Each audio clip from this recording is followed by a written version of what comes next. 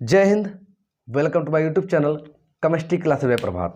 तो चलिए dear student, अब हम बात करते हैं आज के इस वीडियो लेक्चर में इफेक्टिव एटॉमिक नंबर के बारे में। जैसा कि हमने इसके पहले की वीडियो में आपसे कहा था ऑक्सीडेशन स्टेट वाले वीडियो में कि जो EAN है ये कहीं ना कहीं इसके स्टेबिलिटी के बारे में बताता है, कहीं ना कहीं ये बताता है कि जो एलिमेंट्स इलेक्ट्रॉन लॉस करते हैं तो कितना इलेक्ट्रॉन लॉस करते हैं, यानी कि जो उसका ऑक्सीडेशन स्टेट है CMA का वह कितना हो सकता है, क्या पॉसिबिलिटी होती है उसके बारे में। तो चलिए हम समझते हैं कि आपका इफेक्टिव एटॉमिक नंबर होता क्या है। देखिए, इसे हिंदी में कहते हैं प्रभावी नाभिकीय आवेश। क्या कहते हैं? प्रभावी नाभिकीय आवेश। इंग्लिश में बोलते हैं इफेक्टिव एटॉमिक नंबर, और इसको शॉर्ट फॉर्म में बोलते हैं EAN। क्या बोलते हैं? EAN। देखिए, इसका जो कॉन्सेप्ट है वो ये है कि देखिए, जब कोई भी CMA यानी कि central metal atom CMA coordination complex बनाता है तो उस कोऑर्डिनेशन कॉम्प्लेक्स बनाते समय ये जो CMA है, क्या इसका जो न्यूक्लियस है यह इलेक्ट्रॉन से अफेक्टेड होता है, प्रभावित होता है? इसी का आंसर हमको यहाँ देखना रहता है। तो देखिए, जनरली ऑक्टेट रूल के अकॉर्डिंग अगर देखा जाए तो कोई भी जो एलिमेंट होता है वह इलेक्ट्रॉन का लॉस करता है या गेन करता है, या क्या करता है? शेयरिंग करता है। और उसका एक ही मोटो होता है कि वह अपने आउटर मोस्ट शेल में 8 इलेक्ट्रॉन को रखना चाहता है, जिससे वो क्या करे? इनर्ट गैस लाइक कॉन्फ़िगरेशन को प्राप्त कर सके। यानी कि हर एक एलिमेंट जनरली क्या करता है? अपने आउटर मोस्ट शेल में 8 इलेक्ट्रॉन रखने की कोशिश करता है, जिससे वह इनर्ट गैस कॉन्फ़िगरेशन को प्राप्त कर सके और स्टेबल हो जाए। ठीक उसी प्रकार से ये जो एलिमेंट्स हैं, यानी कि जो इसमें CMA काम करते हैं, किसमें? कोऑर्डिनेशन कॉम्प्लेक्स में जो सेंट्रल मेटल एटम का काम करते हैं, वो भी यही चाहते हैं कि इनको, इन CMA को इलेक्ट्रॉन मिले और यह इलेक्ट्रॉन रख करके अपने नेक्स्ट इनर्ट गैस कॉन्फ़िगरेशन को प्राप्त कर सके। जैसे अगर मान लीजिए कि आपका कोई एक कॉम्प्लेक्स हम यहाँ लेते हैं, जैसे यही आपका K4FeCN6 है। सो इसमें जो यह आपका Fe है, जो कौन है? CMA है। ये क्या चाहेगा? ये चाहता है कि इसको ऐसा कॉन्फ़िगरेशन प्राप्त हो जिससे कि मोर स्टेबल हो सके। इसका मतलब ये है कि ये जो आपका इफेक्टिव एटॉमिक नंबर है ये कहीं ना कहीं स्टेबिलिटी के बारे में बात करता है। तो जो आपके 3D सीरीज के एलिमेंट होते हैं यह इलेक्ट्रॉन गेन करके बनाना चाहते हैं क्रिप्टॉन लाइक स्ट्रक्चर, यानी कि क्रिप्टॉन के जैसा इलेक्ट्रॉनिक कॉन्फ़िगरेशन। जो 4D के है वो आपके बनाना चाहते हैं जेनान की तरह। किसकी तरह? जेनान की तरह। जो 5D के हैं वो रेडान की तरह, एंड सो ऑन। यानी कि जो आपके एलिमेंट्स हैं कौन? D ब्लॉक के, जो जनरली कोऑर्डिनेशन कॉम्प्लेक्स फॉर्मेशन करते हैं, वो इलेक्ट्रॉन गेन करके क्या करना चाहते हैं? वो करना चाहते हैं अपना electronic configuration like inert gas configuration. ये क्रिप्टॉन, जेनान, रेडान, इस प्रकार से। उसी के लिए ये क्या करते हैं? इलेक्ट्रॉन का लॉस भी करते हैं और गेन भी करते हैं। हमने आपको पहले ही वीडियो में बता दिया था कि जो आपके सेंट्रल मेटल एटम होते हैं, यानी कि जो D ब्लॉक के एलिमेंट होते हैं, इलेक्ट्रॉन लॉस भी करते हैं और ये गेन भी करते हैं। लॉस और गेन कब करते हैं? क्योंकि देखिए, यह सेंट्रल मेटल एटम यह इलेक्ट्रॉन लॉस करके मेटल की प्रॉपर्टी शो करता है और इलेक्ट्रॉन गेन करके नॉन मेटल की प्रॉपर्टी भी शो करता है। सो इसे इसलिए ये भी कहा जाता है कि जो D ब्लॉक के एलिमेंट्स होते हैं ट्रांजिशन मेटल एलिमेंट होते हैं। एक रीजन ये भी है, एक्चुअल रीजन तो है कि S और P ब्लॉक के बीच में पाए जाते हैं D ब्लॉक वाले, सो ट्रांजिशन है। लेकिन यहाँ पर आप ये भी देख रहे हैं कि इलेक्ट्रॉन लॉस भी करता है और गेन भी करता है, ये भी एक रीजन है। हालांकि ये एक्चुअल रीजन नहीं है, लेकिन ये कुछ ना कुछ रीजन जरूर है यहाँ पे। सो देखिए, ये जो आपका सेंट्रल मेटल एटम है ये करता क्या है? ये पहले इलेक्ट्रॉन लेना चाहता है, लेकिन ये इतना इलेक्ट्रॉन लेना चाहता है जिससे इसके पास क्या हो? इनर्ट गैस कॉन्फ़िगरेशन प्राप्त हो सके। लेकिन उसी के लिए जब इसको इलेक्ट्रॉन का एक्सेस मिल जाता है, अधिक इलेक्ट्रॉन मिल जाते हैं, तब यह अपने पास से इलेक्ट्रॉन लॉस करता है। आप जानते हैं कि जो आपका सेंट्रल मेटल एटम होता है ये क्या करता है? यह number of lone pair electron accept करता है, और जो लिगेंड होता है यह number of lone pair electron donate करता है। क्या करता है? डोनेट करता है। तो ये लिगेंड इलेक्ट्रॉन डोनेट कर रहा है और ये central metal atom electron loss करता है। पहले लॉस इसलिए करता है जिससे और तेजी से इलेक्ट्रॉन को अपनी तरफ अप्रोच कर सके, खींच सके। लॉस इसलिए करता है जिससे इलेक्ट्रॉन को तेजी से अप्रोच कर सके, जिसको हम कहते हैं कि इसका ये ऑक्सीडेशन स्टेट है, वैलेंसी है। आप वैलेंसी भी कह सकते हो, ठीक है। तो देखो कैसे, तो इलेक्ट्रॉन लॉस करके या इलेक्ट्रॉन गेन करके जो सेंट्रल मेटल एटम का न्यूक्लियस है, क्या यह अफेक्टेड होता है? तो आपका आंसर होगा यस, ये अफेक्टेड होता है। कितना अफेक्टेड होता है, कैसे अफेक्टेड होता है, उसी को बताता है कौन? Effective atomic number. नाम में देखिए मेंशन किया गया है इफेक्टिव एटॉमिक नंबर, यानी जो एटॉमिक नंबर है क्या प्रभावी होगा? हाँ बिल्कुल होगा। देखिए कैसे, देखिए जनरली जो हमारा यहाँ पे अगर देखा जाए एग्जाम्पल में, तो जो आयरन है इसके पास कितना इलेक्ट्रॉन होता है? तो 26 होता है जनरली।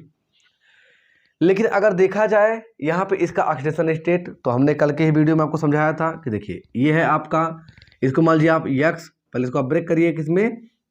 वाटर में। इसको डिजॉल्व करिए तो आपको ब्रेक हो जाएगा, ये हो जाएगा 4K प्लस FeCN6 4 माइनस, और हमने कहा था कि इसमें आपको इसका निकालना रहता है, उसको एक्स मानिए, तो आयरन का हो गया एक्स ऑक्सीडेशन स्टेट, प्लस इसका लिगेंड का जितना नंबर है वो लिख लीजिए, उस पर कितना चार्ज है मल्टीप्लाई कर दीजिए, इक्वल टू कितना है दिखा लीजिए -4 है, तो एक्स इक्वल टू कितना आ गया? +2। तो ये 2 इलेक्ट्रॉन लॉस किया है। मतलब ये है कि जो आपका आयरन है इसके पास टोटल तो 26 इलेक्ट्रॉन होते हैं, लेकिन इस कॉम्प्लेक्स को बनाने के लिए यह 2 इलेक्ट्रॉन लॉस करता है, तो 2 इलेक्ट्रॉन आप घटा दीजिए।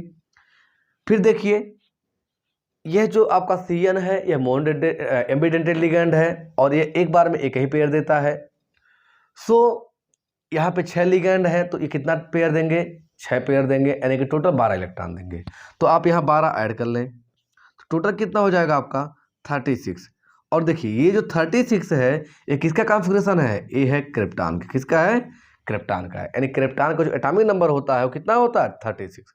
यानी कि हम जनरली क्या कहते हैं? हम जनरली कहते हैं कि जो किसी भी एटम के न्यूट्रल स्टेट में, मतलब जो कोई एलिमेंट है उसके पास न्यूट्रल स्टेट में जितना इलेक्ट्रॉन होता है वही उसका क्या होता है? एटॉमिक नंबर होता है।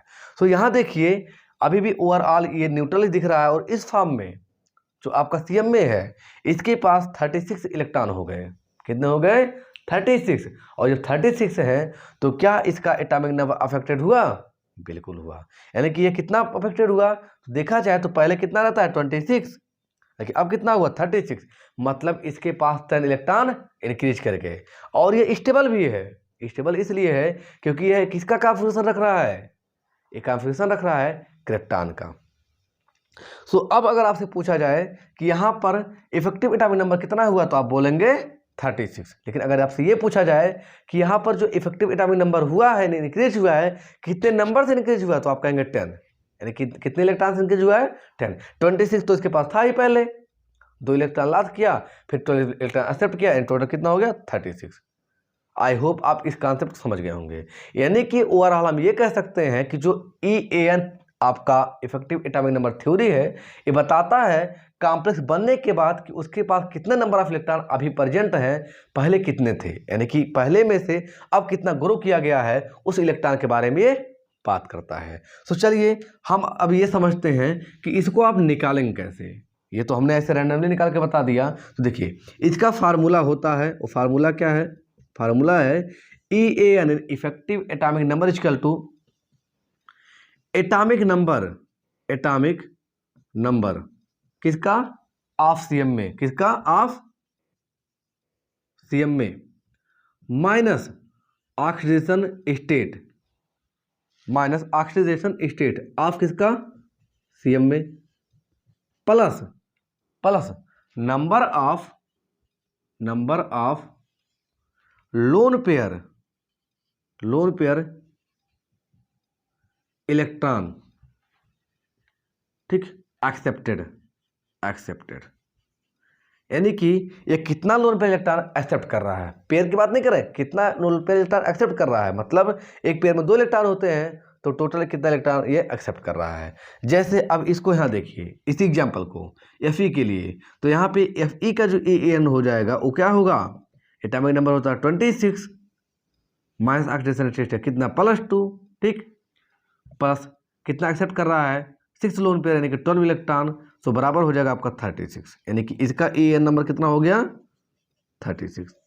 ठीक। अब अगर बात की जाए इसमें से कौन मोस्ट स्टेबल कौन लेस स्टेबल होगा, तो जितने भी CMA यानी सेंट्रल मेटल एटम कॉम्प्लेक्स में इनर्ट गैस कॉन्सेंट्रेशन प्राप्त कर लेंगे वो मोस्ट स्टेबल होंगे, और जो इससे कम होंगे वो लेस स्टेबल होंगे, और जो इससे ऊपर चले जाएंगे यानी इससे ऊपर चले जाएंगे वो आपके बिल्कुल स्टेबल नहीं होंगे। यानी अगर ऐसा कोई सिचुएशन आता है कि इसके पास इफेक्टिव एटॉमिक नंबर 36 से एबव चला जाता है, मतलब क्रिप्टॉन से ऊपर चला गया, ठीक, जैसे 37, 38, 39 ऐसा कुछ, स्टेबल नहीं होगा। लेकिन ध्यान रखिए अगर जेनान के पास में है तो भी स्टेबल हो जाएगा। जैसे जेनान का होता है मान लीजिए 54 तो 53 किसी के पास इलेक्ट्रॉन है, 52 है, 50 है तो भी स्टेबल हो जाएगा। मतलब ये है कि इनर्ट गैस कॉन्फ़िगरेशन के 1, 2, 3 इलेक्ट्रॉन पहले रहे तो भी स्टेबल है, या 4 इलेक्ट्रॉन पहले तो भी स्टेबल है, लेकिन उस इनर्ट गैस कॉन्फ़िगरेशन का ओवर ना जाने पाए। मतलब जैसे 3D के लिए इनर्ट गैस क्या है, क्रिप्टॉन है, तो क्रिप्टॉन से ओवर ना कॉन्फ़िगरेशन रखे।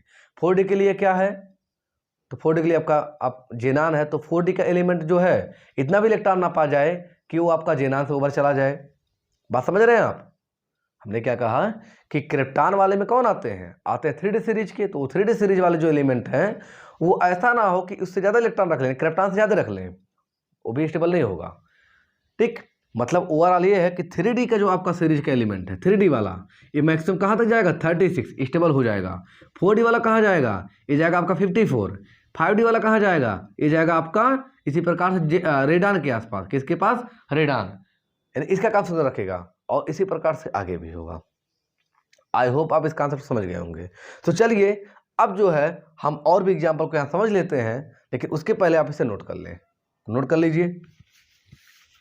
चलिए देखिए और एग्जाम्पल, जैसे NiCN4, अगर ये आपसे पूछ लिया जाए कि क्या यह स्टेबल है, मतलब क्वेश्चन आपसे पूछा जाए is this complex is stable yes और नॉट, देखिए स्टेबल कैसे आप पहचानेंगे, तो आप अप्लाई करिए क्या EAN रूल, क्या अप्लाई करिए EAN रूल। EAN रूल कहता है कि जो देखिए निकिल है, निकिल का एटॉमिक नंबर कितना है 28 है, यहाँ पे क्या यह ऑक्सीजन स्टेट शो कर रहा है, तो अभी अगर यहाँ देखा जाए तो यहाँ पर इसका x है अब +4 - 1 = 0, यानी x बराबर +4 है, कितना है +4 है। सो माइनस यहाँ 4 लगा देंगे आप, प्लस कितना लिगेंड से इलेक्ट्रॉन ले रहा है तो कितना है 4 दूना, CN क्या है एम्बिडेंट लिगेंड है, और संख्या कितनी है 4, एक एम्बिडेंट एक पेयर देता है तो 4 कितना देगा 8 पेयर, 4 कितना देगा 4 पेयर यानी कि 8 इलेक्ट्रॉन। जोड़ लीजिए अब आप, तो देखिए अब आप जोड़ेंगे तो 28 में से 4 आपका सब्ट्रैक्ट कर लीजिए, फिर 8 जोड़ दीजिए यानी कि 32। देखिए ये स्टेबल होगा, जो EAN क्या है स्टेबल होगा, क्या होगा स्टेबल होगा। लेकिन अगर ये ऐसा होता यही कॉम्प्लेक्स इस प्रकार से कि Ni आपका CN4 रहे और इस पर माइनस क्या रहे 4 चार्ज रहे, तो इस समय यह मोस्ट स्टेबल हो जाएगा। देखिए कैसे ये हो जाएगा x ऑक्सीडेशन स्टेट में +4 × -1 बराबर -4, x बराबर कितना आ जाएगा 0, कितना आ जाएगा 0। उस समय अगर आप देखेंगे तो EAN जो निकल के आएगा वो आएगा आपका 28 - 0 + 8, दैट मीन्स कितना हो जाएगा 36, और 36 किसका है क्रिप्टॉन का, किसका है क्रिप्टॉन का, मोस्ट स्टेबल हो जाएगा। इसी प्रकार से और आप एग्जाम्पल देखें, जैसे ये रहा का एग्जाम्पल CONH3 6Cl3, यहाँ देखें EAN क्या है ये स्टेबल है कि नहीं है, तो देखिए EAN के अकॉर्डिंग अगर देखा जाए तो इसका x क्या होता है, मैंने अगर ऑक्सीडेशन स्टेट निकाल तो इसका हो जाएगा x +6 × 0, इस पर कितना चार्ज आएगा +3, तो बराबर क्या हो जाएगा +3, यानी इस बराबर किसके हो गया +3 के हो गया। अब तो आपको ऑक्सीडेशन स्टेट निकालने आ गया होगा।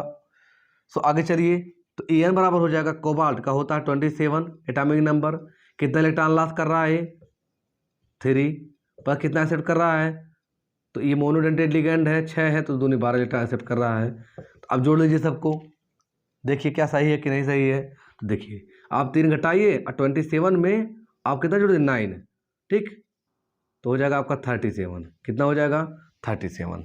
देखिए कोबाल्ट का होता 27 निकल 28, ठीक, तो आप जोड़ेंगे जब तो इसमें से आप 3 पहले हटा दीजिए तो 24 हुआ, ऐसे भी घटा सकते हैं आप, ये हो जाएगा 24 और 24 अब प्लस आप 12 जोड़ दीजिए तो हो जाएगा 6 और 3, देखिए स्टेबल हो जाएगा, क्या हो जाएगा 36 आ रहा, कितना हो जाएगा En बराबर 36। ये क्या है, स्टेबल है।